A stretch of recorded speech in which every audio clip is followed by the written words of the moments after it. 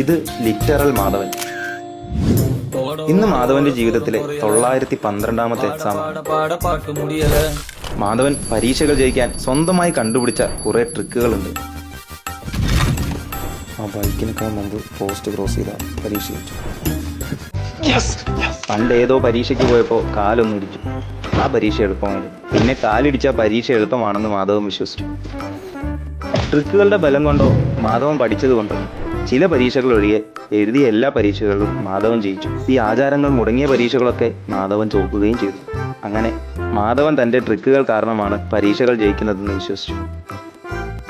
പക്ഷെ എത്ര നന്നായി പഠിച്ചിട്ടും തല കുത്തി നിന്ന് ശ്രമിച്ചിട്ടും മാധവന് ആഗ്രഹിക്കുന്ന മാർക്കിലേക്ക് എത്താൻ സാധിച്ചില്ല. അതുകൊണ്ട് തന്നെ മാധവൻ ജസ്റ്റ് പാസ്സായിരുന്നു. അതിനൊരു കാരണമുണ്ട്. മാധവന് പ്രീവിയസ് ഇയർ ക്വസ്റ്റ്യൻസിനെ പുച്ഛമായിരുന്നു.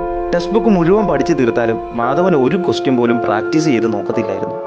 അതുകൊണ്ട് മിക്ക എക്സാം ഹാളിലും മാധവന്റെ അവസ്ഥ ദേ ഇതായിരുന്നു.